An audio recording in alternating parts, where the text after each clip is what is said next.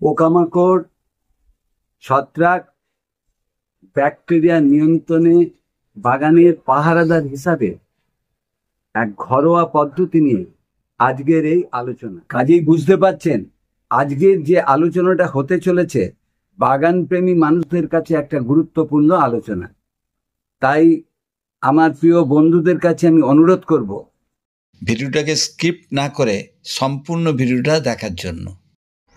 নমস্কার বন্ধুরা, চ্যানেল চলো কিছু জানি থেকে আমার প্রিয় বন্ধুদের ভালোবাসা ও শুভেচ্ছা জানিয়ে আজকের এই ভিডিও। আজকের আলোচনায় থাকছে কর্পূরকে আমরা কেন বাগানেতে ব্যবহার করব, আর কর্পূর দিয়ে উপাদানটা কিভাবে তৈরি করব, যার সাহায্যে বাগানের বিভিন্ন ধরনের পোকামাকড়, ছত্রাক, ব্যাকটেরিয়াকে নিয়ন্ত্রণ করা যায়, এবং উপাদানটা তৈরি করতে গেলে কি কি লাগবে এবং গাছেতে আমরা কিভাবে ব্যবহার করব, কতদিন ছাড়া ব্যবহার করব, এই নিয়েই আজকে মূল আলোচনা। ভিডিওটাকে আর দীর্ঘায়িত করব না, ভিডিওর মূল আলোচ্য বিষয়বস্তুর উপরে।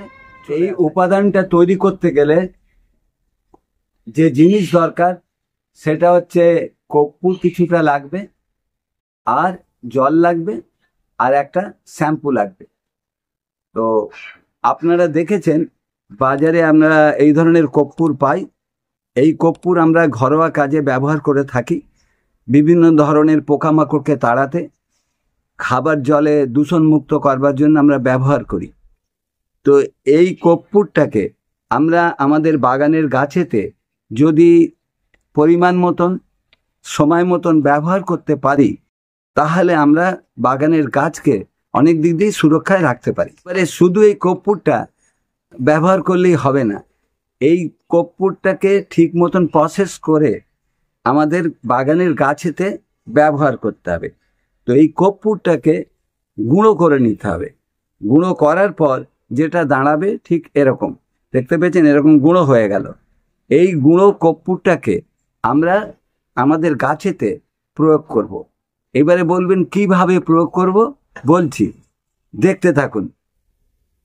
এইটার উপাদানটা তৈরি করতে গেলে আমাদের জানতে হবে কতটা পরিমাণ দিতে হবে।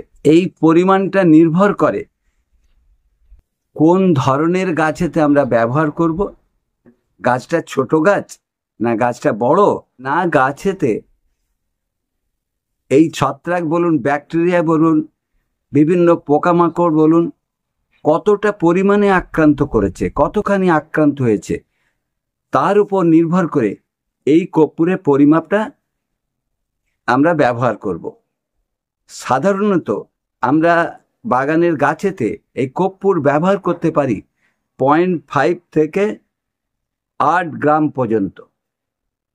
ওই যে বললাম গাছ কতটা ছোট, যদি একবারে ইনফ্যান্ট গাছ হয়, ছোট্ট গাছ হয়, সেক্ষেত্রে গাছে আমাদের এরকম চামচ, যেটা এটা 0.5 থেকে 1 গ্রাম 1 লিটার জলের মধ্যে মিশিয়ে ভালোভাবে দ্রবণটাকে তৈরি করে নিতে হবে, যতক্ষণ না কর্পূরটা ভালোভাবে জলে মিশে যেতে পারে। তারপরে আমরা গাছে ব্যবহার করব। এইবারে যদি পূর্ণাঙ্গ গাছ হয়, বয়স্ক গাছ হয়, সেক্ষেত্রে আমরা এটাকে ব্যবহার করতে পারবো আমাদের পরিমাণটা বাড়িয়ে।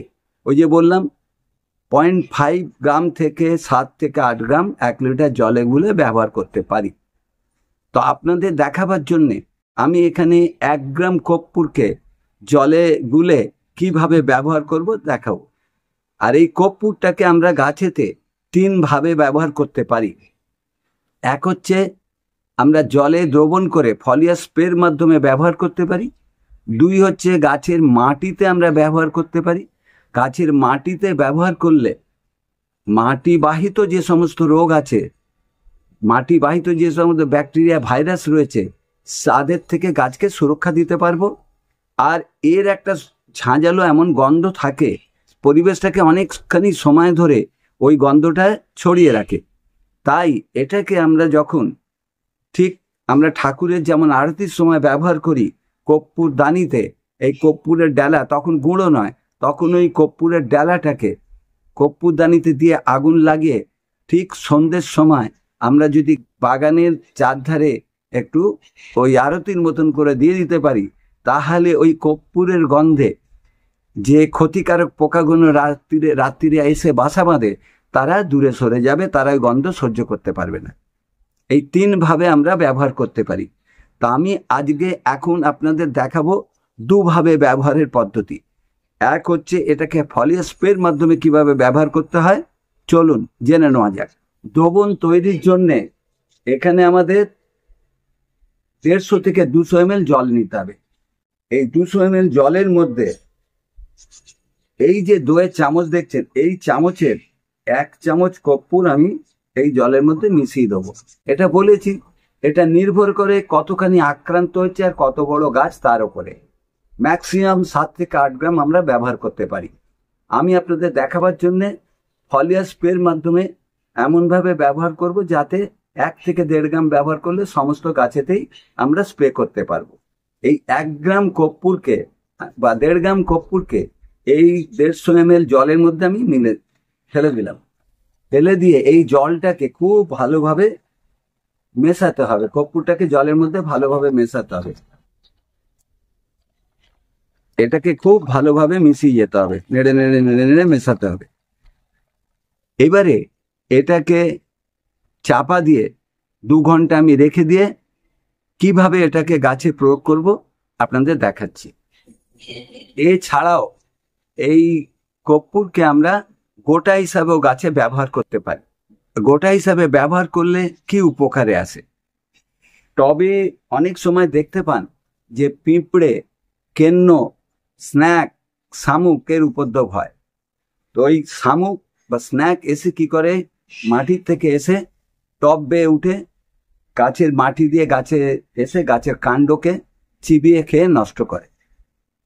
বা লেদা পোকা বা সোয়া পোকা, তারা অনেক সময় গাছে তো লার্ভার থেকে ডিম পেড়ে আসে, অনেক সময় বাইরের থেকেও বিভিন্ন আপনার কাটারপিলার জাতীয় পোকা আসে, এসে পরে এখানে গাছের কাণ্ডকে চিবিয়ে খেয়ে নষ্ট করে। আবার অনেক সময় দেখা যায় যে মিলিবাগ মাটির তলাতে ডিম পেড়ে সুপ্ত অবস্থায় থাকে। যদি এই কর্পূরটাকে আমরা টবের গাছের মাটিতে 1 টুকরো দিয়ে রাখতে পারি, ছোট্ট একটা টুকরো, তাহলে দেখা যাবে বাইরের থেকে আসা যে সমস্ত পোকামাকড়গুলো আসে এসে গাছকে ক্ষতি করে, তারা সেই ধরনের ক্ষতি করতে পারবে না। ফিরে এলাম 2 ঘন্টা বাদে। দ্রবণটাকে আবার ভালোভাবে একটু নেড়ে নিতে হবে। এবারে একটা পরিষ্কার কাপড় নিতে হবে। পরিষ্কার কাপড় নিয়ে এই দ্রবণটাকে একটু ছেঁকে নিতে হবে। এই যে দ্রবণটা দেখছেন, যেটা 150 থেকে 200 ml জলের মধ্যে মিশিয়ে রেখেছিলাম, এটাকে এখন ছেঁকে নেব।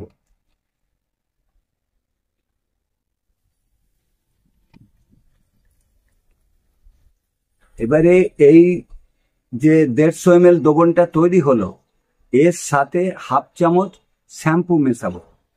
আপনারা যে কোনো ধরনের শ্যাম্পু নিতে পারেন। যদি শ্যাম্পু না পান তাহলে যে কোনো হ্যান্ড ওয়াশ এর সাথে মেশাতে পারেন। তো এইটাকে 1/2 চামচ আমি এখানে নেব। এই দেখেছেন 1/2 চামচ।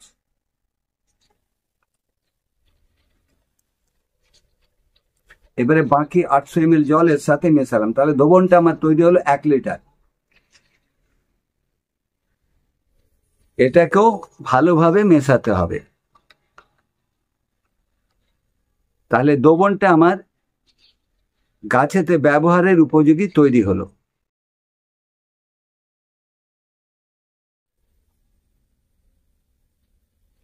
এবারে এটাকে ঢেলে নিতে হবে স্প্রে বোতলের মধ্যে।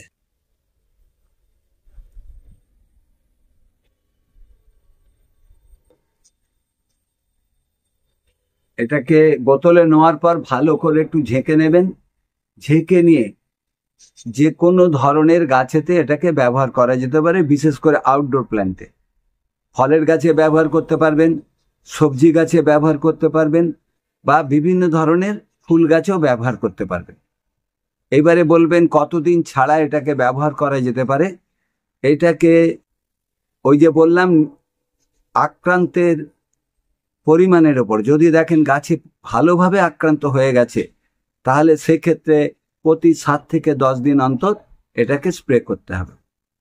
আর যদি আক্রান্ত সেরকম না থাকে, কোনো পোকামাকড় যদি আক্রান্ত নাও করে থাকে, তাহলে 15 থেকে 20 দিন অন্তর প্রতিটা গাছে বাগানেতে আপনারা এটাকে ব্যবহার করবেন।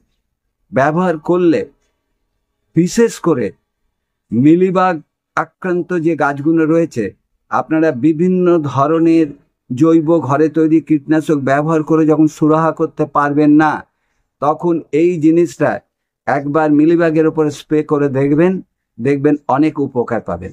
এছাড়াও জাপ পোকা দমনকে করতে পারবেন, সাদামাছি দমন করতে পারবেন, আপনার কাটারপিলারকে দমন করতে পারবেন। এই দ্রবণটাকে ছত্রাক নিয়ন্ত্রণের ক্ষেত্রেও ব্যবহার করা যেতে পারে। বিশেষ করে গাছের পাতার উপরে যে পাউডারি মিল্ডিউ হয় বা পাতার উপরে শস্যের দানার মতন গোল গোল ছোট ছোট দাগ পড়ে, এইগুলো সাধারণত ছত্রাকজনিত কারণে হয়ে থাকে। তো শুরুতেই আমরা যদি এই দ্রবণটাকে গাছে ব্যবহার করতে পারি, তাহলে এই ধরনের ছত্রাকজনিত রোগের থেকে গাছকে আমরা রক্ষা করতে পারি। তো এইটাকে স্প্রে করতে হবে। এবার দেখা যাক কিভাবে স্প্রে করবেন। যখন স্প্রে করবেন, এটাকে গাছের পাতার নিচে, ওপরে, কাণ্ডে খুব ভালোভাবে স্প্রে করে গাছটাকে চান করিয়ে দেবেন।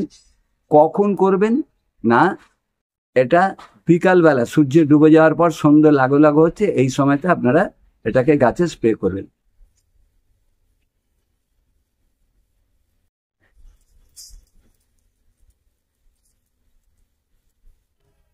ভালো বলে যে এটা পরিমাণের অতিরিক্ত ব্যবহার করবেন বা ঘন ঘন ব্যবহার করবেন, এটা কখনোই করবেন না।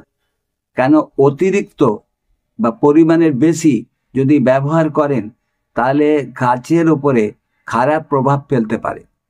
গাছের বৃদ্ধি থমকে যেতে পারে, গাছের পাতায় স্পট পড়তে পারে, গাছের পাতা হলুদ হয়ে গাছের ক্লোরোসিস তৈরি হতে পারে এবং গাছ সালোক সংশ্লেষণ করতে পারে না, এবং গাছের খাদ্য উৎপাদন না করতে পারার পরে গাছ দুর্বল হয়ে মারা যেতে পারে।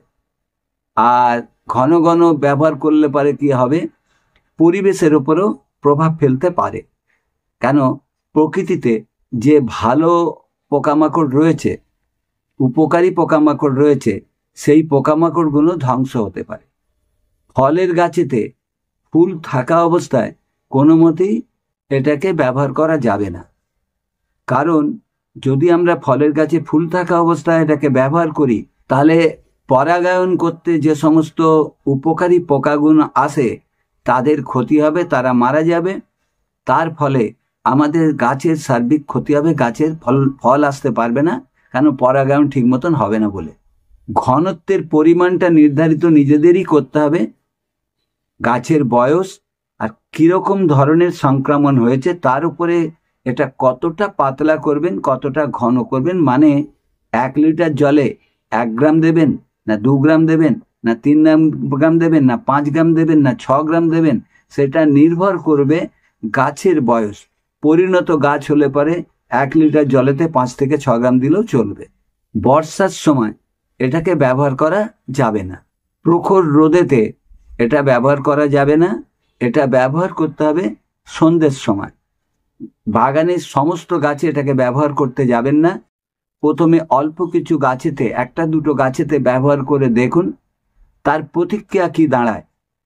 2-4 দিন 5 দিন অপেক্ষা করুন, দেখে দেখুন ওইটা ব্যবহার করে গাছের ক্ষতি হলো না ভালো হলো। দেখলেন ক্ষতিও হলো না, কিন্তু যে জন্য করছেন সেটা কাজে লাগছে না, তার মানে পরিমাণটা আপনার কম হয়ে গেছে। তখন আপনার একটু পরিমাণ বাড়িয়ে তখন সেটাকে ব্যবহার করবেন। এই ছিল আজকের আমার ভিডিও। যদি ভিডিওটা দেখে মনে হয় যে এটা একটা ইনফরমেটিভ ভিডিও হয়েছে বা আপনাদের কাজে লাগবে, তাহলে আপনাদের সকলের কাছে অনুরোধ করব, ভিডিওটাকে প্লিজ আপনাদের জানাশোনা যে সমস্ত মানুষজন আছেন, বন্ধু বান্ধব আছেন, বিশেষ করে যারা বাগান প্রেমী বা ছাদ প্রেমী মানুষ রয়েছেন, তাদের কাছে প্লিজ ভিডিওটা একটু বেশি করে শেয়ার করে তাদেরকেও দেখার একটু সুযোগ করে দেবেন। আর যারা আমার ভিডিওগুলো নিয়মিত দেখছেন কিন্তু এখনো সাবস্ক্রাইব করে ওঠার সুযোগ পাননি, তাদের কাছে আমি অনুরোধ করব, বাগান সংক্রান্ত ব্যাপারে এবং কৃষি সংক্রান্ত ব্যাপারের উপরে নতুন নতুন ভিডিওর আপডেটগুলো যদি পেতে চান, তাহলে চ্যানেলটাকে সাবস্ক্রাইব করে পাশে থাকা বেল ঘন্টাটা পুশ করে নোটিফিকেশনটাকে আজই অল করে রাখুন। আজকের মতন আমি আপনাদের কাছ থেকে বিদায় নিচ্ছি। আবার আপনাদের সঙ্গে দেখা হবে খুব শিগগিরই এরকম ধরনের নতুন কোনো ভিডিওর সাথে। ততদিনে আপনারা খুব ভালো থাকুন, সুস্থ থাকুন। ধন্যবাদ বন্ধুরা।